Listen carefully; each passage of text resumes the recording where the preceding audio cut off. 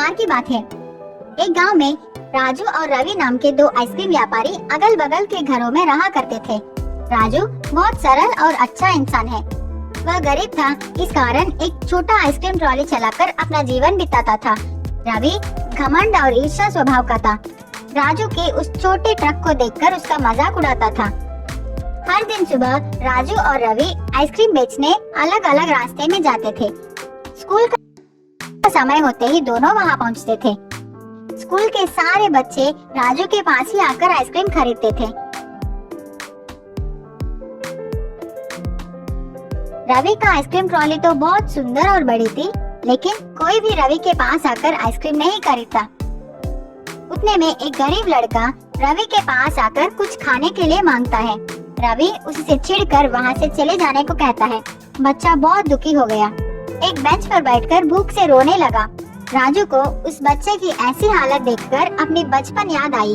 राजू की बचपन भी ऐसी ही भी थी, वो भी एक अनाथ था।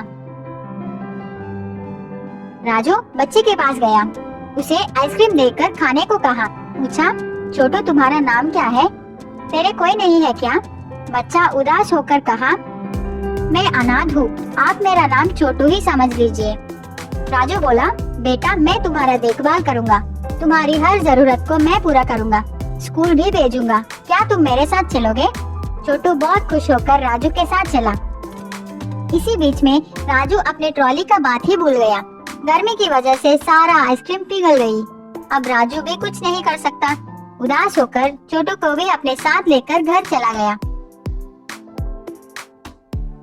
आज तो छोटू आराम से सो गया, लेकिन राजू सोचता हुआ पूरी रात संकट में बिताई।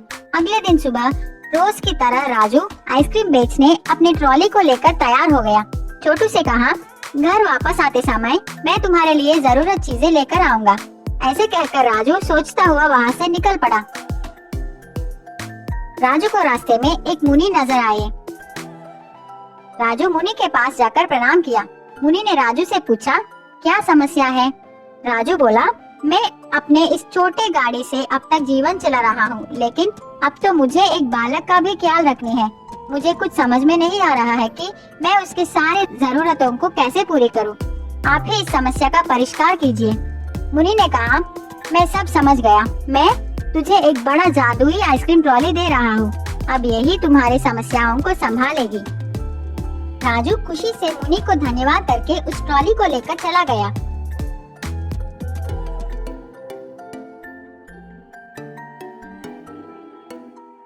रास्ते में आइसक्रीम बेचता हुआ जा रहा था। इतने में उसको शक लगा कि इतने सारे आइसक्रीम कहाँ से आ रहे हैं, मैं तो इतना नहीं लाया। वह डब्बे को खोलकर देखा तो राजू चौंक गया। उसको समझ आ गया कि ये सब मुनि की महिमा है। रोज की तरह राजू स्कूल के पास आ गया। रवि को राजू की इस नई ट्रॉली को देखकर जलन होने लगा। राजू को इस दिन अच्छा व्यापार हुआ, बहुत पैसे भी मिले।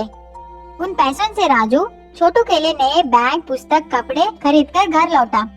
छोटू बहुत खुश हो गया।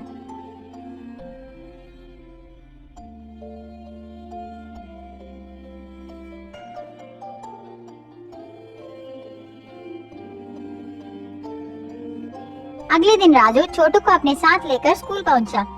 उसी स्कूल में छोटू को ज्वाइन कर दी। राजू का व्यापार अब अच्छी तरह राजू का जीवन कुछ ज्यादा ही बदल गया, बहुत धनवान हो गया। छोटू भी बहुत खुश है। रवि राजू की इस खुशी को सह नहीं पाया। उसको लगा, क्या ये आदमी आइसक्रीम बेच के इतना ज्यादा कैसे कमा रहा है? जरूर इस ट्रॉली में कुछ तो गड़बड़ है। मैं आज रात ही इस बात को पता लगाऊंगा। रात का समय, सब लोग सोने के बाद रवि चुपके से राजू की आइसक्रीम ट्रॉली के पास आकर ट्रॉली के अंदर देखा। उसको तो खाली आइसक्रीम छड़ी दिखाई पड़ी, लेकिन शक के कारण रवि एक हथौड़े से मार मार कर उस ट्रॉली का सर्वनाश कर दिया।